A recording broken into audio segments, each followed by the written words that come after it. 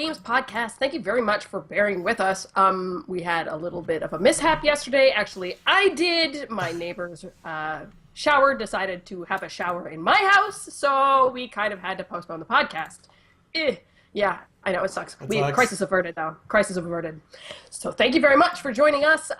We are the Girls on Games. This is our 14th podcast, and we thank you very much for joining us. I am here today. Well, first and foremost, I am Leah Jewer, the co-founder and co-editor-in-chief of Girls on Games, and I am also joined by Catherine Smith-Davier, who is also, well, the other co-founder and co-editor-in-chief of Girls on Games. Hey, Kat, how you doing? Hello. We've got Catherine Ashley, our resident Halo fanatic and shooter player extraordinaire.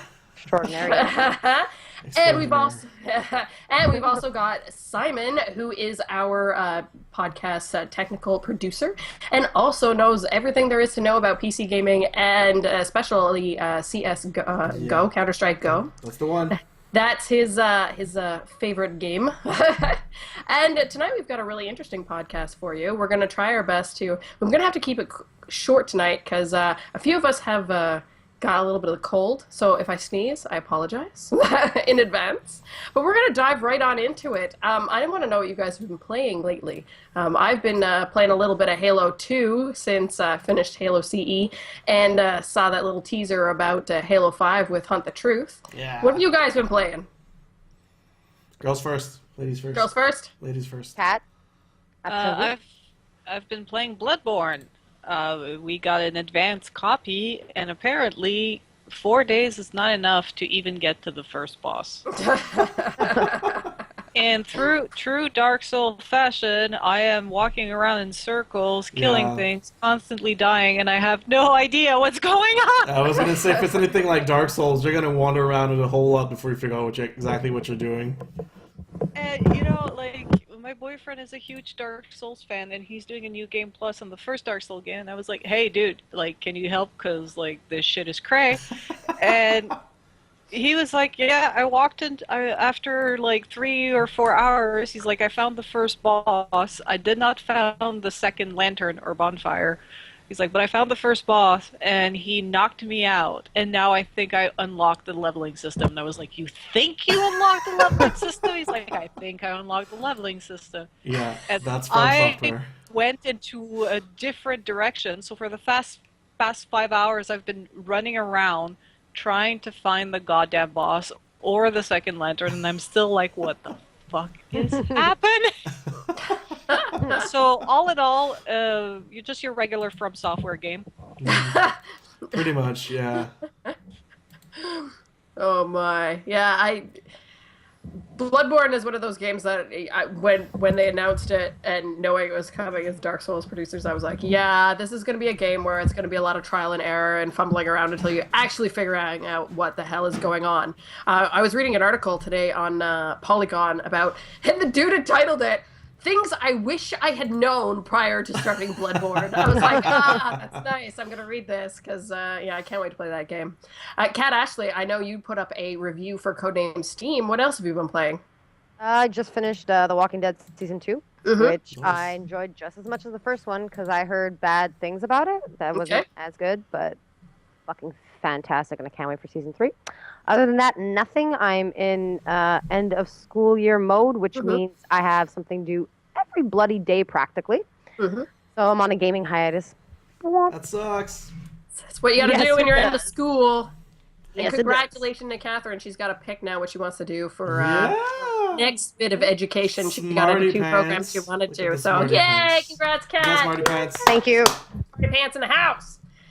Simon, what have you been playing? I've been trying not to play CSGO. It's always like that after a major tournament. The game always goes on sale during the tournament, and especially last one, they announced 1.1 million concurrent viewers for the finals, and the game always goes on sale, and that's where hackers and cheaters buy their accounts for cheap. So I tried a couple of games, and 5 out of 6 games I had cheaters on both teams. So that's not fun. So how do you cheat? Plenty of ways. You can see through walls. You can aim automatically. You can do all sorts of things. You can download software that you install on your computer, and that helps you see it and do stuff. There's many But I would ways.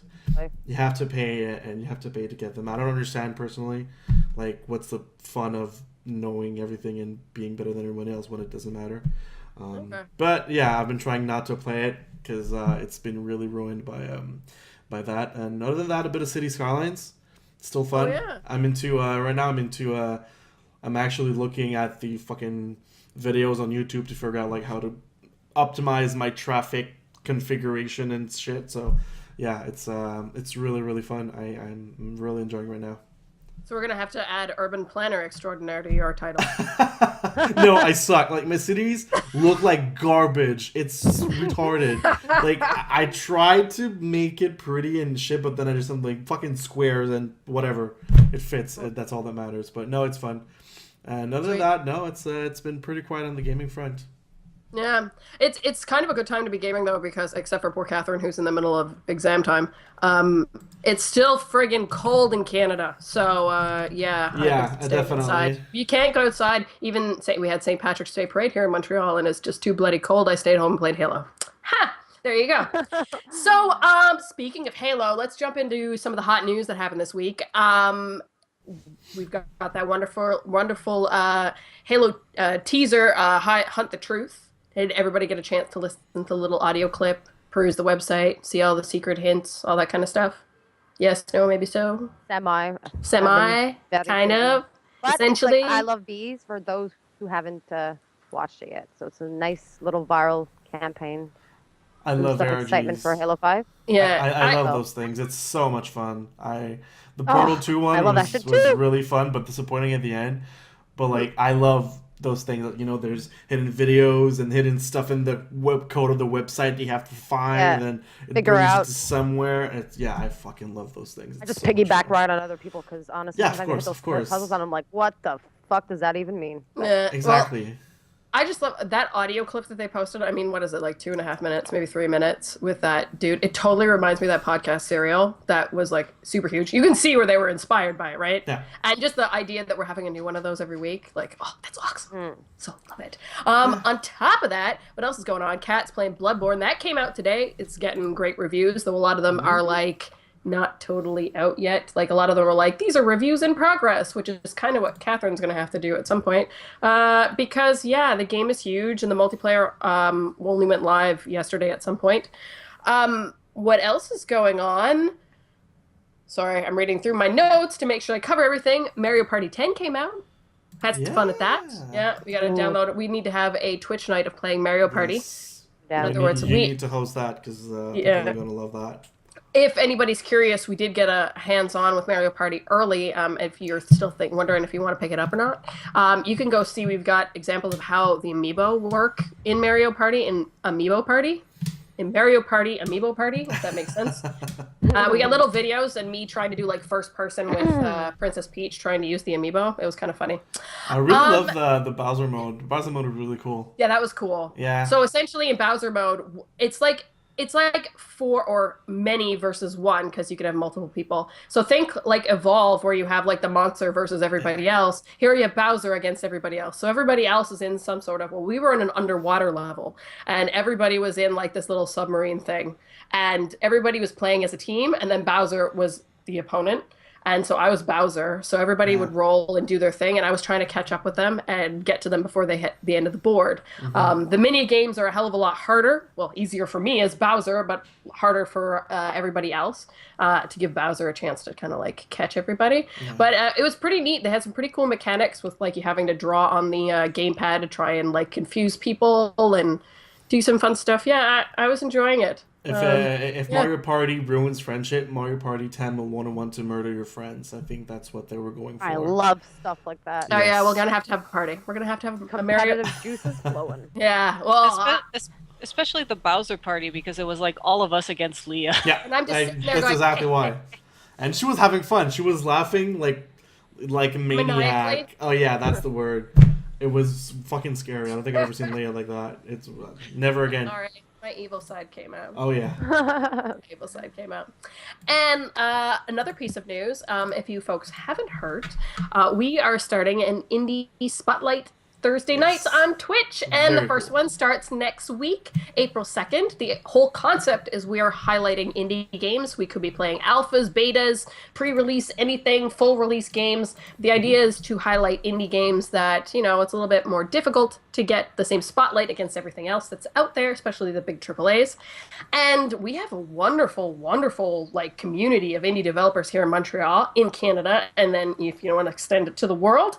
So we want to give a chance to, you know, play some of those games, give you guys an idea of what's coming out, what you get your hands on, that kind of thing. So starting on April 2nd, we're playing Hollow Bunnies, which is right now is in Kickstarter phase. So you can check them out by Qubit Games. Am I right, Kat? Qubit. And then we don't have one picked yet for the second night. We're working on that. And then we're playing Leap of Faith on the 16th. So, and then we've got some other really cool games set in the schedule, you know, working it out. But, you know, we're only going to release some of the information, some of the schedule as we go along. So, there's one I'm very excited about. yeah, stay tuned. So we're trying hard to bring some really cool stuff. So yeah, stay tuned. Come check it out on April 2nd. You won't be disappointed. That one's going to be hosted by 8-Bit Blonde herself, Ali. And it's going to be good. So yeah, really appreciate that if you guys can come check it out. Also, don't forget down below this Twitch, we have a little donate button. We do this out of the love of video games, the love of you guys and our conversations we have together. Plus, we're trying to gain some funds. We've got some cool plans. We're trying to do a live podcast for those in Montreal during Montreal Comic Con. Mm-hmm. And we're also trying to get to Toronto for Fan Expo. Ha! So yeah, if you guys want to help us out, that would be awesome. And we love you forever. Not that we don't already love you now. Or if you really hate us and you really want us to go to Toronto, then you can donate that works too. Because, you know, Toronto. They're like, get out of Montreal, you fools. No, that's okay. All right, let's get into the nitty-gritty, guys. Probably the biggest bit of news came out last week. Nintendo had a press conference. Mm-hmm. Well, not really a press conference. It was more like a conference for their shareholders. And they released that they're going to team up with DNA, which is a mobile games developer in Japan, and they're going to be releasing mobile games. Can you freaking believe it? No. They're actually going to do it. They're going to do it. They're not re-releasing other Nintendo games. They're going to make all new Nintendo games with Nintendo IP. So, here's my question. What do you guys want to see in a mobile game at a Nintendo? Pokemon. Oh, just imagine. Yeah. That makes total sense. Wait, yeah, so I think there's something to do. Nothing has already been done. Nothing that's been done yet. Well, I mean, it's Nintendo IP, so you could take it on a spin. But essentially what they're not going to do is take The Legend of Zelda and port it. They're not doing what Final Fantasy did. I want Donkey Kong, the first one. But they're not going to do that. Well, I know they're not going to do that. The only way I can think they'd do that is they do it like NES Remix. Right? Yeah. Okay. But they're not going to take all of Donkey Kong and just port it. Oh, man, I'm so happy. If you're listening, Nintendo people. Because one game that I played recently that I think would be really good, and actually mentioned it when I was writing the review and was like cursing Nintendo for not doing mobile, was Captain Toad. That would work, that would work. That game would have worked really, really well if it was on mobile. I don't know if they'll do it. Maybe they will, maybe they won't. We'll see. And more games that are coming out that haven't even, we haven't even seen yet. We've only heard tell of them is Mario Maker. Imagine a mobile Mario Maker where you could just sit down, you're on the bus, you got your iPad, and you're just like making levels.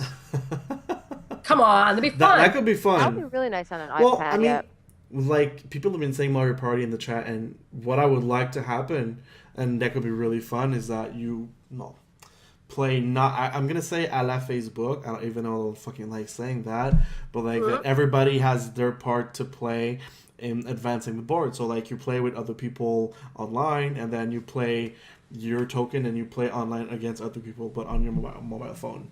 That could be really cool. That could be neat. I would like that. I would play that. Yeah, I'd like a new Wario Blast would be cool. Yeah, or WarioWares type mini games where you just play against your friends. Yeah, that's funny you say that, because some of the best mobile games are mini games, because you don't have a lot of time. They can't be super complicated, right? So think about like Flappy Bird. That's essentially a WarioWare game.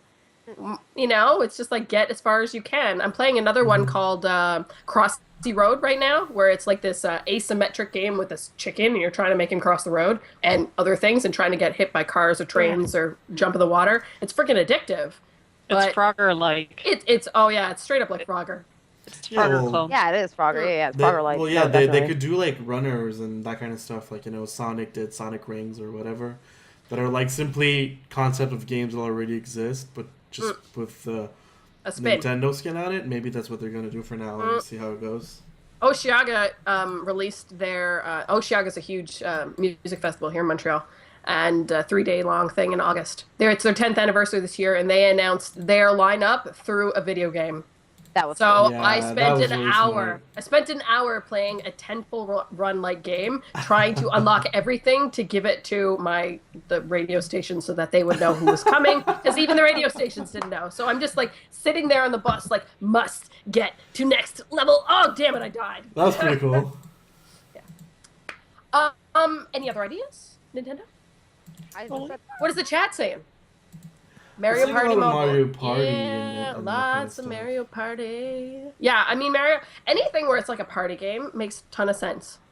Well, But- you remember when they had that game, that Pokemon Explorer through Google Map? Oh, Oh man, yeah, that was awesome. when you could become Yeah. a Pokemon Master and get a card from Google. Yeah. Yeah, well, you see how like they do a lot of those games, and Ubisoft did something similar with Watch Dogs, where you would walk around, then you would hack locations and things. Like you would literally like walk with your phone in your face and just Yeah. be like Dude, I love. drain your battery using the GPS. To, Anything ARG will work. Just imagine you walk into a park and you're just walking around in circles, hoping you're gonna find like something like a Pokemon, like a Weedle or something. Yeah, well, Bulbasaur. Where is it? Bulbasaur. They could do it either with like the location and the maps, or they could do it with augmented reality, where you use your Oh, camera and you scan a bush, and there's like, boom, you found a Pikachu. And then when Yeah, you go to Pikachu. battle, it's like that. What was it? Pokemon battle game that you had on 64. Is that Pokemon Snap? Stadium? It was Pokemon. Stadium. And that and Snap. Well, Snap wasn't a battle game because I don't think you No, battled. that was Battle a game, card- but you took pictures.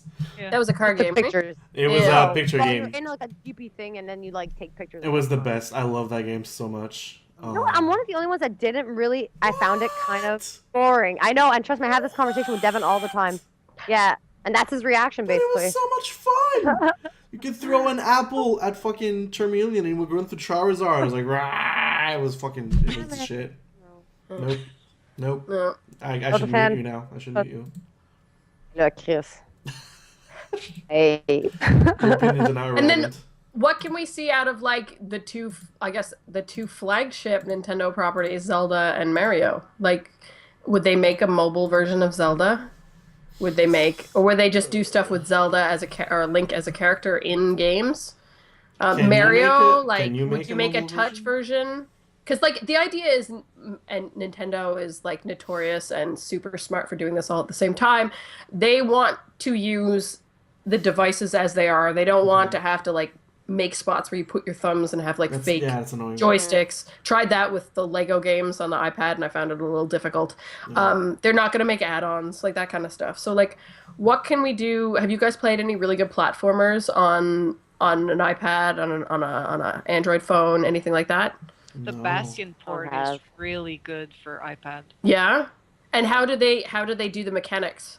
You can either have the Phantom joystick on the Okay. corner, but what I did is just with the touch mechanics. So you just drag your finger to have the character walk somewhere, or you tap for them to go somewhere, a bit like in Diablo where you would click and Right. the character there, Right. and then you just tap an enemy to shoot.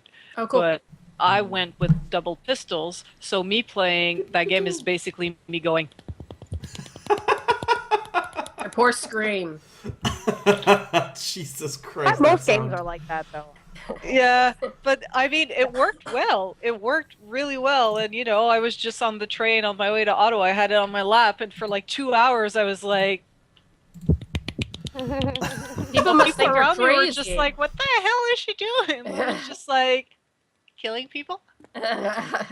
But I mean, it worked. It's a great port, and it's like an isometric, like top view you know, because it's a pretty old game, Bastion, but it's really great, and they managed to get a good experience. And then if people don't like the tapping, you could go with the phantom buttons, but I don't like it. I understand why Nintendo doesn't want to do that.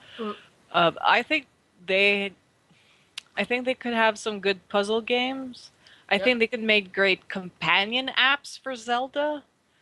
A bit like we've been seeing for a couple of games. Oh yeah, like Ubisoft is great at doing like the maps and stuff. I mean, you don't really need to do that for the new Nintendo game because they have their built-in iPad. Do you know what I mean? But that's one thing that I've loved about Assassin's Creed lately is having the map next to me on my iPad while I'm playing the game. Yeah. That's like a savior because I hate clicking back and forth. Yeah, but it's also something like to have some side objectives on your phone, so that if you're in a dungeon and there's like you're playing the game, you're in a dungeon, you collect, I don't know, items, or you see things and you pass somewhere and there's like a puzzle on it so that you can get like extra shit or extra lore, and it just syncs with your mobile device, and then when you're on the bus you can just like unlock them and see if you can progress your Wii U game by doing mini games on your phone. That honestly, that would be very smart if they can do companion apps and that kind of stuff. That would work. People would buy that. Yeah, but not just companion apps for like, you know, like managing your shit, but companion apps that will unlock extra content and be actually interactive. Good stuff, and that would be good to have whenever Nintendo announces or releases its next console, which it announced at that same time. So just to make sure everybody didn't freak out and like be like, oh my god, Nintendo is abandoning consoles. No, they're not doing that. They announced the NX. So what do you guys want to see in the next console that potentially could be announced next year? Power. A console that will be able to go up against the other consoles, maybe. Yeah. They don't need to be like, LOL, oh my god, like PC Master Race, let us bring them to their knees, or console is so great. But they do need to have like a better graphic engine, and the console needs to be more responsive. Like it's a bit clunky. It's not like, it feels childlike. And it's not immediate, you know? You click on a button, things don't happen immediately. On the Xbox and the PlayStation and your computer, you click, shit happens. If you click and it slows down, then you wonder what the hell's wrong. And every time I go back to a Wii U game, I have to readjust to the fact that it's not as responsive. It needs a bit more power. Yeah, it does. And you know, you don't have to do the giant power to get where they need to be, and they can still do the cartoony style and the childlike style. Of course, yeah. And what the fuck with the gamepad, Wii U gamepad, that shit needs to go, or needs to get better. Well, I'm sorry, but 30 minutes battery life ain't enough. Yeah. No, definitely. That's interesting for you to say, because I actually think they've got a little bit hidden in that NX. I think the X means cross, in the sense that it might be part home console, part portable console at the same time. Like, it has this crossing between the fine lines. Like, I think it's not going to be something that's just like, this is your console. Because right now we've got like the Wii U, that is your console. Yeah. We've got the 3DS, that is your console. And now we're going to have mobile. That'll be one thing. I think this is going to be the one that bridges the gap in everything. Yeah. Somebody in chat said make the new 3DS the fifth controller. That would make total sense. I mean, you do that now. If you have Smash Brothers and you want to play 8-person Smash, that's what you do. Well, you need to have the game. You need to have the cartridge for the 3DS to be a fifth controller, but I think that should be just an option. There's definitely improvement in connectivity that can be done between the 3DS and the Nintendo console. Give a reason for people to have both. That's very Other true. than 3DS has better games than the Wii U, and I have the Wii U because Mario Kart 8 came out. When you think about it too, a lot of Nintendo owners usually have both consoles. It's kind of rare unless they've got another console, and more often than not, it is the home console and the 3DS. Or I have the Wii, and never interested me to get the Wii U, unfortunately. No? I didn't like Nope. Weren't feeling it? Well, that's the thing. that I like, aka Mario Party and freaking whatchamacallit, Mario. Smash. But other than that, Well, see, look around. that's the thing that I think Nintendo fucked up with the Wii U is that they found an amazing niche market with the Wii, and that everybody loved it, and old young people loved playing it. But the thing is that now you come out with a Wii U, and people just don't care because they're still playing the Wii. And the Exactly. market that they tried to go get, I think, with the Wii U was not interested because we have the PS4 coming and we have the Xbox One coming. So we're like, man, Wii U, who gives a shit? It's baby games. So I'm interested to see where Nintendo's going with that one. Are they going to try to go back to the young market, kind of, sort of? Are they going to try to go to more the adult audience? I don't know. We'll see, but I honestly don't know what I'm expecting. I'm surprised they're announcing a new console already. I think the reason they did it is just because they were announcing doing the mobile stuff, and they didn't want their stockholders and people to freak. And at the same time, the stockholders loved it because their stock went up like a huge amount. I think like 26 points or something crazy like that. Yeah. Like, Ali had shared a graph at the end of the day, and it was just like, whoop! Yeah. Whoa, insane. Well, we all know how Nintendo goes, right? Yeah. They win, they flop. They Yeah. win, they flop. Yeah, it's kind of what they do. I feel like So- they're Microsoft in that way. Yeah.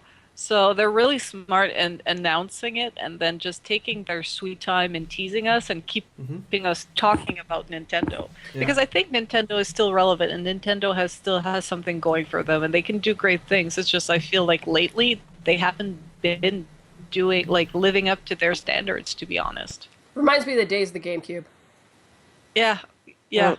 I mean, the GameCube died. Yeah, for pretty That- fast. 4 years or something it lasted? Pretty much the Wii U is going to do the same. Hopefully, there's going to be at least a backward compatibility between the new one and the Wii I U, hope so. so that I don't lose that collection. That I have. don't know if it'll be that or Virtual Console at this point. Yeah. If it's still disc based, you know. Nintendo's usually really, really Yeah. particular about that, right? So that's good. Yeah, because when you think about it, like if your Wii breaks, buying a Wii U is pretty much the thing to do. Mhm. Because the reason I got the Wii U was I didn't have a Wii, and the first thing I did when I got my Wii U is play the Twilight Princess. Well, at that time, too, there wasn't a whole lot out. No. I mean, I had Still now. Rayman Legends had just came out when I got my Wii U. Such a Good good game. game. I Good love game. that game. I love that game. I agree.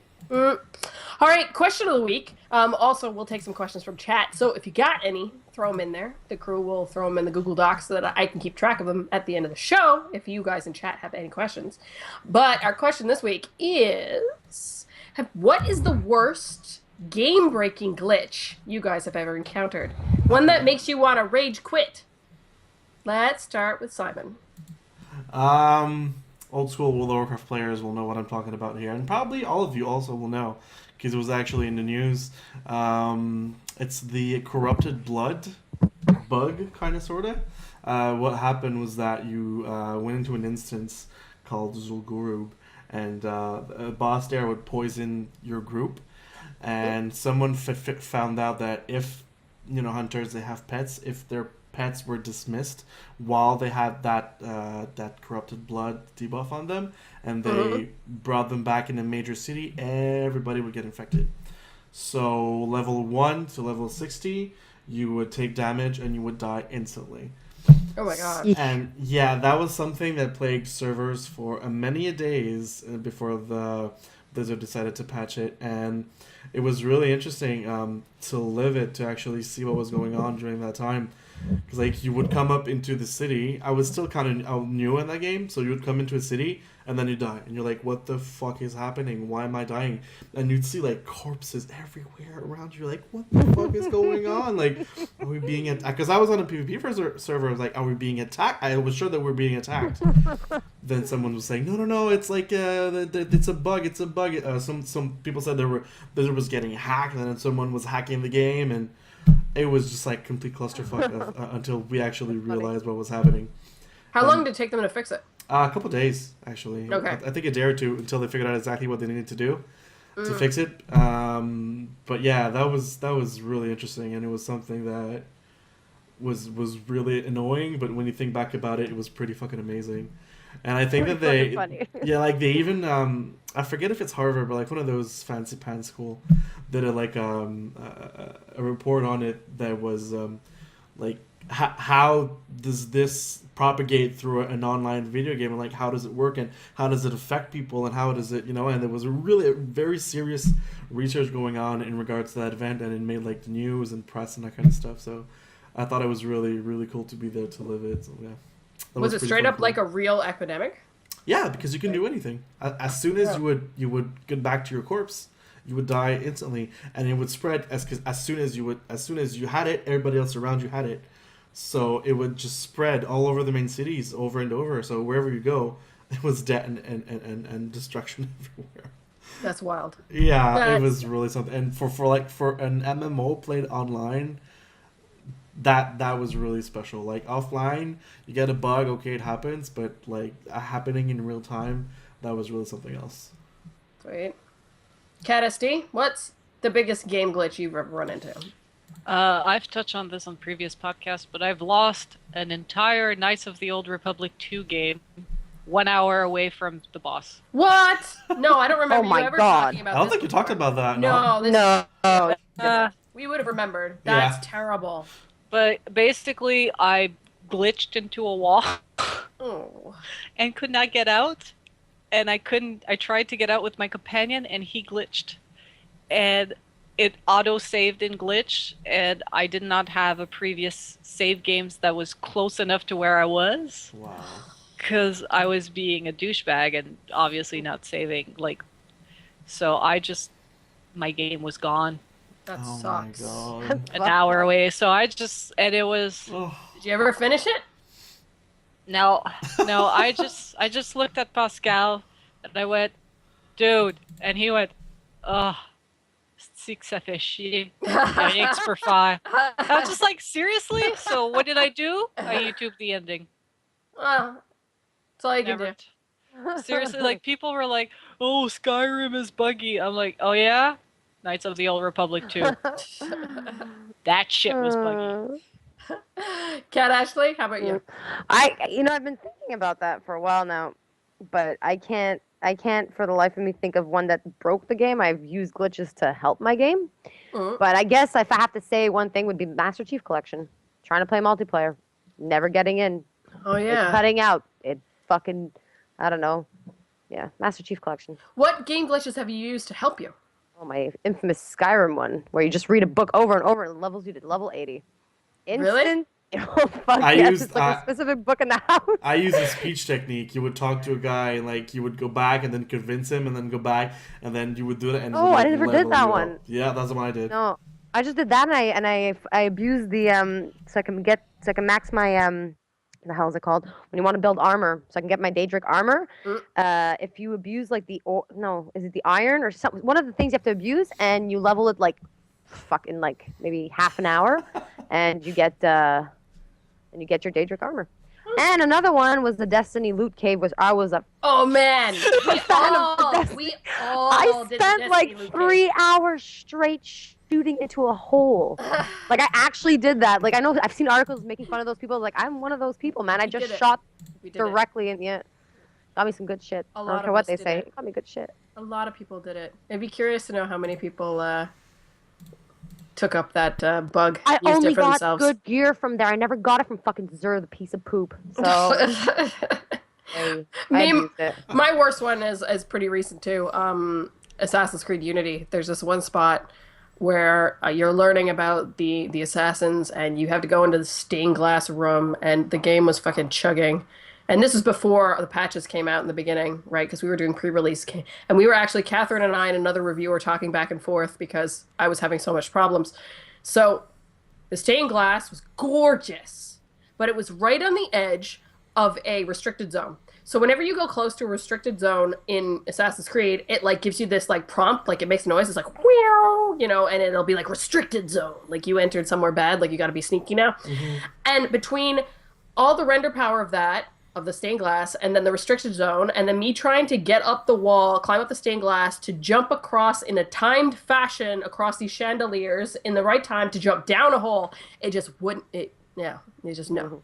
I was just, I had to put down the controller and come back the next night. I was like, no, this glitch is freaking out. And it kept like chugging, like frame rate drops, like drop. Like it had to be at 6 frames a second at one point. And I was like, oh, this is brutal. So yeah. Yeah, ACU was pretty buggy when it came out. I've never lost a game by glitch. I've lost a game by, my brother deleting stuff. Yeah, the problem being 12 minutes from the screen. Like my brother going and erasing games on me when we shared a console. But never a big dirty glitch. That's terrible for you, Kat. That's terrifying. It's terrifying. Well, if you want to talk about glitches being used or advantages, I use the infinite Master Ball, infinite Rare Candy in the original Pokemon games. Oh, yeah? Yeah, where you could get Missing No when you went to, I think it was Cinnabar Island. You went up and down, like go to Safari Zone, and then teleport, talk to this guy, and then go up and down near a shore, and whatever item slot number 8, I think it was, you would get like 99 when you got a Pokemon. So yeah, that was unlimited Rare Candy, unlimited Master Ball. That was really something else. And then you could level Pokemon to like fucking 127 for some reason. Yeah, it really fucked up the game, but it was fun. All right, our last topic of the evening before we jump into any listed questions, I remind you again, if you got one, send them along in the chat. Is actually, it's an intense one that we're going to get into. It's all to do with the gaming community kind of erupting into this volcano of craziness. Last week, when a Twitch streamer named Sky Williams released a video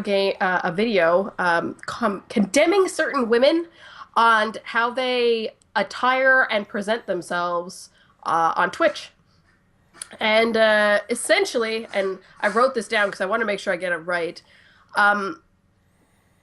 he made a video and spoke to the camera, and he had a certain point of view to talk about how he felt that, certain things, certain women on Twitch were doing, maybe showing some cleavage, showing some skin, maybe making their stream of themselves bigger than the stream of the game, was actually detrimental to the process of streaming on Twitch, to promoting and having more women come on and enjoy in our wonderful pastime. But his delivery, his language, his editing kind of shot himself in the foot and ended up looking like more of an ass than getting, his point across. Ass. Yeah, so we can't not talk about these things. I mean, being girls and guys that stream on Twitch like we are now, we play games on Twitch, we're video gamers, all that kind of stuff. We can't totally ignore these things that happen. We have to talk about them because obviously they're very concerning and it is a hot topic, and we have to be careful about it at the same time too, because we understand, and since the video went out and the internet went totally crazy, Sky did present another video really clarifying his obviously very poorly delivered video last time, and his point last time, saying and breaking down exactly what he doesn't like on Twitch. But I want us to talk about how we feel about how women are portrayed on Twitch. So I'd like to know from you guys how you feel about other Twitch streamers and how they portray themselves on Twitch. Are you concerned about, what they're wearing, the size of their video stream of them versus gameplay, how much they talk versus playing the game? Where do you guys come from when it comes to ladies and their Twitch streaming? Let's start. Who wants Ladies to start? first. Not my Kat? SD? I didn't watch the first video, to be honest, because those videos make me angry. Okay. And then I just become a ball of rage. So I decided to just go with the conversation in general and try to ignore the name calling. I think like Twitch is having a bit of the same thing that gaming is having. So it's becoming mainstream. It's a great platform. It's a good platform for streaming. and not everybody is there to stream games. And you know, YouTube used to be a place for content creators, and then now it's a lot of vloggers, people like having windows into their lives. And at first people were like, are vloggers a thing? And with the vlog brothers, yes, they are a thing. Why can't they do that live on Twitch? You know, that could happen. I think it's because Twitch positions itself as a gaming platform, but that's going to change. I'm sorry if you don't like it. And I think when it comes to streams is you got to watch what you like, what you love. You need to bring attention to what you like and what you love, and not bring attention to what you don't like or disappoints you, because any kind of attention is good. Even bad attention in a way can be good. All press is good press, be it good or bad. Mm-hmm. Yeah, and it's like, if you don't like something, do not give it an inch of a spotlight. Mm-hmm. Like, just click off and ignore it. And and trolls help as much as the dedicated audience. And I know trolls, it's true that, you know, haters gonna hate. And I'll say it from the guy at Migs that I saw who gave a presentation on Twitch. He said, haters are sad lovers. And if you're trolling, like Sky was, if you're trolling Sky, or if you're trolling, or if you're for Sky and you're trolling people that are against Sky, you're all sad lovers and you're all loving the same thing, actually. So That's the way to see it, yeah. yeah. So it's, if you find a streamer that you think deserves attention, bring attention to that streamer. Don't bring attention to streamers you think are shit. And don't say that you think they're shit, because it's an opinion. And you know, some streamers are going to blow themselves up. They're not actually going to play the game, and they're just going to chat all night with people in their chat room. And you know what? Maybe that's what their stream is about. And there's an audience for that. That's the worst part. But is it worse if that's what they want to do? Then let them do it. That's the whole thing about this. I mean, it's people complain, like Kat says, people complain about things that they don't have to participate nor bring attention to. And honestly, the clothing, it's because, okay, first of all, I haven't seen the second video, so I cannot comment on his clarified points. So I'm just purely basing it on what I saw from the first video, which was atrocious, because he dropped the F-bomb and the B-bomb. Well, I dropped the F-bomb, but the B-bomb and the C-bomb. And I couldn't believe what a big deal he was making about a minute, or I should say a minority, like seriously, a minority of the Twitch base. I mean, like in Kotaku, what they said, about 8 out of 100 of the top the top Twitch people who have the most followers, assumingly, and make the most money, are women. And that's not including, I'm assuming, the ones that, I don't know, have boobies hanging out or whatever. So like his argument was just really didn't really make much sense, and it sounded more like hating rather than trying to, I don't know, apparently help women get into the community. Because honestly, I've never been harassed by a woman, so I don't know. Anyways, his argument wasn't that good. And guys they used to go topless. Who cares? If you don't like it, turn it off. Change channels. It's not going to ruin Twitch, I promise you. And if people want to talk, they'll talk. Who cares? That's honestly it. Simon? Well, I mean, I 100% disagree with the language he used in his video. Like, he didn't need to go to that extent to try to prove his point. One thing that does bother me, though, is I mostly watch Counter-Strike streams, so I can't say for anybody else, but one thing that I found annoying is that when and I think most people log into Twitch to watch Counter-Strike, they log in to watch Counter-Strike. They don't necessarily log in to watch someone, be it men or women. I'm not making any distinction between the two. Either men or women. Just sit there, open cases, talk with people, do nothing, and they get thousands and thousands of views. That's annoying to me, because you have professional players who wear their asses off, who are very good at what they do, and who could be professional streamers but choose to not, probably because I know they could never compete with the people that are just open cases and talk with their people. So to me, I think that's annoying and unfair in a way.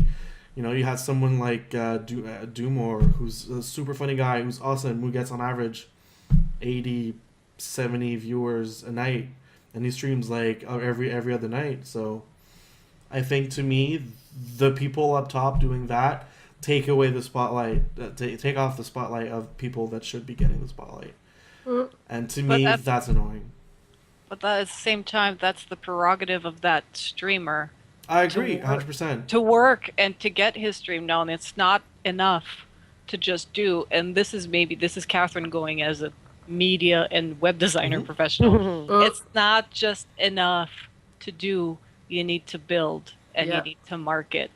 And, Girls on Games, we have a great success, and we're building, and we're getting a great streak. But I mean, I spend 4 hours to 10 hours a week just on social media for Girls on Games, so that we get known and we get network, and we do get the views we deserve, the streams we deserve. So kudos to that guy for being a good streamer and being a great gamer, but he's not putting that extra work to market and build that community and build people that are willing to spread his gospel. He's never going to get more than 20 viewers a night, and that's a reality.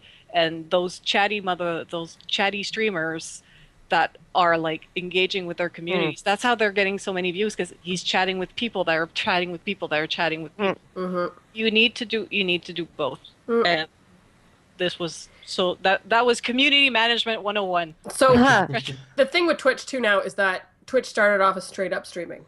Yeah. Once we were able to put cameras into the mix and give personalities, put that into the mix, that changed the game completely. Exactly. Twitch is no longer just streaming games. Point blank. You have talk shows like us, like the Kind of Funny Games cast, and where they do Colin and Greg live every day. It's like watching Oprah every day at 2 p.m., except a whole hell of a lot better because it's about video games.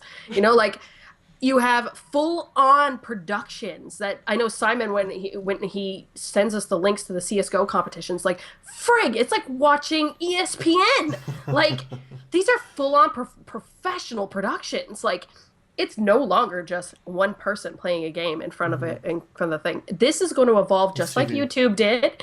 YouTube started with people just uploading small things. Now they've become into web series, full productions, like Video Game High School.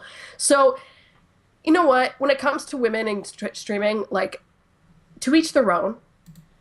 If you like it, you come in because you somehow got attracted to a Twitch stream, be it the game, be it you heard something, be it at the top of the list. You heard something pulled you in, but you stay there because of what the content that they are sending to you. If all they're sending is just like boobs and you're like not interested in that, then go watch something else, like the rest of the girls said. You know what I mean? So, sex sells. That's obvious. So we're not going to get away from that, because obviously we all want love in some case, so sex is attractive, right? It's a whole world of love, right? So yeah, to each their own. But the dude was totally crass and totally lost his credibility in his language and his editing. The other video helps get his point across, but he's still bitching and complaining, and you know what? There's enough haters in the world, and I don't want to deal with their hate. So, whatever. I'll probably never ever watch his stream. He lost my vote. So the next question to do with this too, that I want to know from you guys, especially, and I guess this applies to you too, Simon. But are you apprehensive of streaming because of the comments and situations you may find yourself in? Kat Ashley? Oh, me first. Yes, you first, my dear. Yes, but it's like a combination of things. I just don't like being on camera in general. So there's that. See, I'm the type of person that, like, I'll bite. So, like, if someone writes something like, "You're a fat bitch," I'll be all like, "Fuck you, you're a fat bitch." You know what I mean? So, like, I'm a biter. So. Oh yeah. Oh man. I would pay good money to watch you react to people. Oh my god. So does your mom. Probably be not gaming. I do what like everyone hates, the more talking than the gaming, but not because I want to promote myself, probably because I'd be arguing with people. And so yes. And yeah, troll comments they hurt, you know, when you get really mean ones and you're just all like, oh. So yeah, I am apprehensive to stream, but it's not because women have boobies on Twitch that whatever the guy's argument was. So It's me. Simon, you're a guy. Are you Yeah. apprehensive about Twitch streaming? Not at all. I mean, I've tried streaming a couple times, and even if I streamed a couple times on Girls on Games, and I'm not apprehensive at all. I don't feel that people are gonna come. They're gonna say that, I'm fat or whatever, but I don't care. I don't let these things bother me. I think I have enough positive things in my life that these things, they can do whatever. I share my passion with someone. If you want to tag along and see what I'm doing, cool. If you don't, whatever, your call. Even if you have something to say, just say it. Kat? Yeah, I have issues with negativity. Yeah, I just don't like it, to be honest. I don't stream a lot outside of the podcast for that reason, just because I'm not really good with dealing with it. And maybe it's because I have to deal enough of it in my own life, like on an everyday life. Like, I don't think people realize like that they're being mean behind the screen. And I used to say, there's a screen, maybe that's why they're doing it, and I used to use that as a reason. And then by the third time that somebody groped my ass on the metro in Montreal, I was like, you know what? People are just dicks. And I'm done. Done with the human race. I am done with the human race. And it's just like, so now when I see the online comments, that excuse the excuse that they're behind a screen and they're using anonymity, the fact that they're anonymous to be assholes does not stand, because people are assholes in real life, because they're assholes to be on a daily basis for just trying to get to work. So you know what? No. All we want to do is just get to work. Oh yeah. So I try not to let it comes and goes. It comes and goes, but it takes one douchebag on my way to work, and it just comes crumbling down. Maybe I'm too sensitive. I think I am too sensitive for this.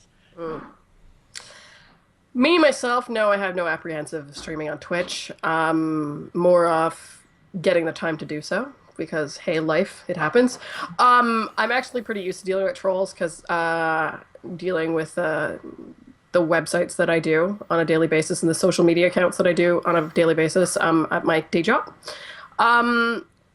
And the best way to avoid dealing with trolls is, of course, to ignore. And you know what? In the end, we've actually had some pretty hilarious post-podcast chats when some things come up, especially some topic names that are, and people, even though they're trying to be mean, they're actually pretty ingenuitive in a lot of cases, and we've had some good lols. And some of them are running jokes now. Let's not talk about it. We're not going to Let's not talk they're about running it. jokes now. But yeah, I go into it with my eyes open. I mean, we're in the media. My fiance's in the media. We're front facing now. Like, I'm very smart about, and I'm very conscious of everything I do, because I'm the face of something and represent something, being Girls on Games, being shown, being whatever. I'm super particular. So, yeah, I have no issue with it. I actually have a lot of fun streaming. I have a lot of fun, communicating with people. And yeah. And I like doing this podcast. And I like hanging out with you guys. Mm-hmm. It's fun, right? Yeah. Agreed. And you chat. So, let's get some chat questions on the go. Did you guys add any to the doc? Yeah, there's only two. There's only two? Three. Okay. So Craig's question is, what's your favorite comfort food game? Ooh, comfort food game. So I guess like guilty pleasure, I guess? Almost? Whatever we eat while we play? No. He's calling the game a comfort food. Like you play it to feel good. Like when I had a bad day at work, we ordered Chinese, and then we play X. Comfort food game. To me, it's any of the NHL series game. I always feel that whenever I'm tired of gaming, I just go play NHL. It's just a game that I can just put on, and like I have my little GM thing, and I just play. I put YouTube or Twitch or Netflix in the background, and then I just play NHL, and I'm just feels good. That's usually what I do. I don't really have one, and whatever I'm playing right now is what I jump into. I rarely go back and replay over games. I'm not that kind of person. Cat SD, do you have a guilty pleasure game, or not a guilty pleasure game, a comfort food game? Comfort food game. Oh, it's pretty much a Zelda or a Pokemon or maybe Mario Kart. It's usually a Nintendo game just to go back to that nostalgia. If Sonic was still making decent game, I would go back to Sonic. But unfortunately, I'm not a big fan. But because I grew up with the Genesis as well. It's really the nostalgia factor. So a lot of them are Nintendo games. I've actually debated buying a bunch of the Final Fantasies on Android to play them on the Metro. Oh, that's cool. To get over people grabbing my ass. Maybe they're grabbing my ass because I'm not paying attention, too. Cat, pay attention. We don't want you to fall in the gap. Cat Ashley, how about you? Okay, so like a game that if I have nothing else to play, and I want to play something... Or you feel like you're in a mood and you're just like, I want to... It used to be Left 4 Dead, but I abused the shit out of that, so like I can't even... I don't want to look at that anymore. I guess maybe either The Sims. Okay. Or Halo multiplayer, if I want to shoot shit. Depending on my mood. If I'm angry, Halo. If I want to create a fake life in which I have fun and I murder people, I go for the She's Sims. still killing people. Whatever she picks, she's But killing nicely, Whatever. I drown them, or I make them blow up the I kitchen. didn't even know you could kill people in The Sims. Oh my god, there's Just many ways. Put them in a pool. Put them in the pool. Yes. Remove it. There you go. Or make them fucking... Anyways, yes. You can Walk starve them. Walk into a room, remove the door was my favorite. Oh, I never did that one. And I set starve fire to them the house. sometimes. Oh. Sublime Gaming wants to know, what's your worst disappointment in a game when it comes to anticipating what seemed to be a promising title? So you were promised something brilliant, and then you were disappointed in what came. I guess What do you recently was H1Z1. They've patched it a lot recently, and they made the game a lot better. But I had I played a lot of DayZ, and my hopes were very high in regards to the game. And when it came out, it's just a clusterfuck. It was so bad, and like even now, I feel that every once in a while I log back in, and on PvE servers, it's literally houses everywhere. People made their houses, people made their stuff, and it's cool to see it, but there's no thrill in playing the game anymore. And then when you go on PvP server, people are so higher level, and there's so much shit that they can do that there's pretty much nothing you can do. You have nothing, and then you're just gonna get shot. So I don't know. I feel that there's something missing. Maybe the map is too small. Maybe there's too many resources. Maybe it's too easy to get resources. I don't know, but I feel that to me it's a disappointment. That's a recent game that I can think of. So sad. I would say Destiny. Mostly I was gonna because say Destiny. I expected a lot more out of that, especially from the single player. They made this to be something crazy, and now I feel like it's just it's like Halo, but a different setting. Yeah, but it's so weird because it's Destiny. Like I was really disappointed. Well, after the first couple of weeks there, but I still played. I still put in. Oh yeah, and it's not saying that you don't with Halo either. Well, when things freaking work, but like Halo, even when playing through Halo CE, there was still like a story there. I feel like there was no damn story. I was playing through something and going back to the same lands and like. No, there's a story. You just have to go offline or have your laptop. That's not the idea. I want to be presented extra work right on here. Who wants to do extra work for reading? Yeah, exactly. Read all the time. That's all I do. Yeah, that's exactly it. A job. Life. Yeah, fudge. Enough is enough. Cat SD. Destiny was a big letdown for me, just because I thought it was empty. And then it reminded me that a lot of my letdowns were MMOs. And Oh my god. I know, and it's Jesus. like, Simo, you get roped into it. You're like, Guild Wars 2 is going to be the best! 2 months later, we stopped. I got an email the other day from NCSoft saying that I needed to log into something for my Aeon Online account, and I was just like, Aeon Online? Aeon Online, holy cow. Yeah. I was just like, oh shit, I played that, and I hated that. And like, just up here, like, here, I have another one. Warhammer Online. I remember you and Pascal freaking out over that game, and like it was so fucking bad. But we couldn't play it because the load balancing on the servers was shit. And like you would go in to take a town, and all you would do is and I'm dead. Like you would walk in, not be able to move, and then just load to your corpse. I was just like, man. So MMOs, goodbye. I'm done. We're moving on. Yeah. Kat, I'm gonna ask you to read the last one from your friend Laurent because it's in French, and I want to make sure that I get it right. So maybe you can translate on the fly. But I don't speak French. Oh, that's a lie. Thank you. Je parle français. So basically, there's a Kickstarter by Descent Studio who are redoing a classic game. Well, let me just click on the link here. They're redoing Descent Underground. So basically, his question is... Quel autre jeu classique est défunt?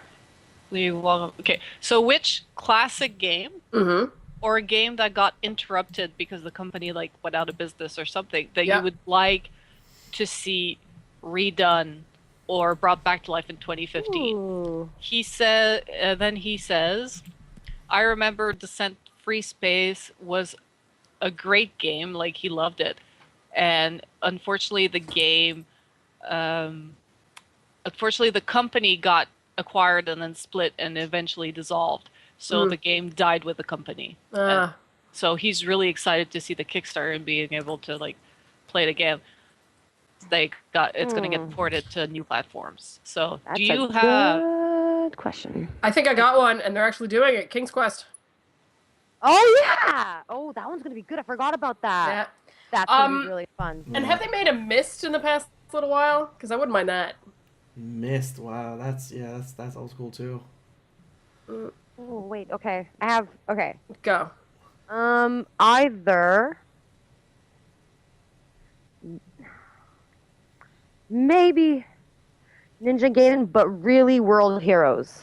I think that would be like Hat's happy zone. Which World Heroes? It's a fighting game, when you can play Rasputin. And Be Rasputin? You can be Rasputin. It's actually based on the original on fucking Russian crazy dude. And you can smack people with a huge hand. It was part of the King of Fighters world. Okay. So. Yeah, I think I know what you're talking about. Yeah, I think honestly in any Sierra games, the King's Quest, Leisure Suit Larry, even a real one, not the stupid fucking 3D games they made a while ago. Like a real point and click Leisure Suit Larry. It's so funny. I watch Game Grumps, and whenever they do Leisure Suit Larry or King's Quest games, so good. It's so good. Like shit's so convoluted. You have to figure out what they meant back then, and it's almost impossible to play without a walkthrough. But there's just this charm and this like, I don't know, there's just something about it that really gets to me that I hope they continue. I hope King's Quest works so they can continue making more games. That'd be nice. Yeah. Cat SD, you got the last one. I honestly don't know. Most games we love, they've actually keep making more. I have another one to add sometimes afterwards. to our detriment, like Assassin's Creed, where they come every damn year. Yeah. It's kind of related, but I am on Team Firefly. Like, finish that goddamn season, please. The fact that they stopped Firefly midway, I'm like... That's a TV show. We're talking video games. I know, but it's the only one. Which I'm rewatching it. Well, if we're going to go there, bring me some more Deadwood, for Christ's sake. I can bring another one. I can add another one. Okay, add another one. Echo the Dolphin. That was Echo the Dolphin? Echo the Dolphin? You don't remember that? Yes, I do. I want another Wave Race. Oh, I was just thinking that. I was just thinking Wave that. Race. Wave Race. Yes. Oh my god. Oh, I know. So much We need to better. do that for the new. Oh my god, that would be awesome for the new Nintendo console. Oh my god. Like announce that shit at the same time. with wave race. So much soon. wave race. And the pack-in title. I know which game they could redo it. That one would be great for Android. It would or mobile. And it would put Flappy Bird to shame. Paperboy. Oh, my God, yeah. that would work. That could work That on ship mobile. was hot. Yeah, that could work on mobile. It's true. Qbert. Well, that exists already, no? People Is it- make... When was the last time we had a Qbert game? Oh, I'll have to look it up now. Google it. Oh, now Google's coming out. Google's coming out. Oh, apparently we had some echo. Sublime, he's catching us on it. Any others? I'm trying to think. Oh man, Yeah. well, a lot of them I 2007. would like. 2007 was the last Qbert game. Yeah, okay. Oh, okay, no. Well, now they're redoing. Oh, they might be redoing Guitar Hero, so that's good news for me. I prefer Rock Get Band. back. Nope. Guitar Hero all day, day. No, It's all I the prefer the Rock Band games, but I prefer the Guitar Hero peripherals. Which you're lucky because a lot of times they're interchangeable. Yeah, because Guitar Hero had the clicky, and I needed the clicky to be good, whereas Rock Band had no clicky, and I could not do no clicky. Simon needs a clicky. I mean, tricky. Trying to think of another game. I would really want to be redone. Oh, the dolphin. Yeah, I'm looking through chat here right. Freaking Grim Reaper said Paul on games. Galaga on mobile. Zork. Jesus Christ. Oh my, so many. The options are endless. Like, think about it. The options are endless. Let's just make another ET game. Oh my god. Okay. Zombies ate my neighbors. Imagine that. Jesus on the Christ, fucking- Catherine. House of the Dead. Sorry, My that was God, a it little feels my like you favorite. And they just still keep the found same a cure mechanics. for They still keep cancer. the water guns to kill. Wait, Time Splitters. JK06 just said Time Splitters. Yeah, that was cool, but it was Guys. cooler as an arcade game. Yeah. Oh, Double Dragon, yes. Oh my That's god. really good. Well, Dragon. we could go on with this forever. They made a but Double I- Dragon. They made a Double Dragon. They In did. recent- Yeah, they did one really recently, like a couple of years ago. Simon is googling. Sucked really bad. Oh, did it? That's unfortunate. That's why we don't know. So we don't remember. Yeah, One yeah, of the roller- Double Dragon Neon. It's on Steam right now. Yeah. Yeah. Neon? Well, guys, I Neon, am starting to not lose Neon. my Sorry, voice. I can't English. I am starting to lose my voice, so I think we have to call it there. But it's been a good podcast. Jeez, I thought we were going to go 45 minutes. We've gone over that. Wow, good for us. Thank you, everybody, for coming to hang out with us here this evening. Yes. Don't forget to follow us here on Twitch. We love you all. And if you have a few dollars to spare, appreciate it. We've got a donate button below to help us do Send our us to podcast Toronto. live. Send us to Toronto. Yeah, we're trying to go to T-Dot for Fan Expo to get you guys more content and cool stuff. Yep. And we're trying to do live podcasts at Montreal Comic Con. Yep. So, yeah, and, we want to meet all you people in real life, like not over the internet. So that'd be kind of cool. As always, you can follow us at The Girls on Games on Twitter. girlsongames.ca is our website. We've got Girls on Games as Instagram, and we're on Facebook, Girls on Games. I'm Leah Jewer. We've got Catherine Smith-Debian, Catherine Ashley, and Simon Lecote, the technical producer extraordinaire. Thank you very much for watching, and we'll see you next week on Monday, the proper time for this podcast. Yes, 8 should be good. p.m. No more raining in Leah's house, okay? Ciao, guys. Dump that. Thank you very See you much, soon. all. Ciao. Bye. Bye.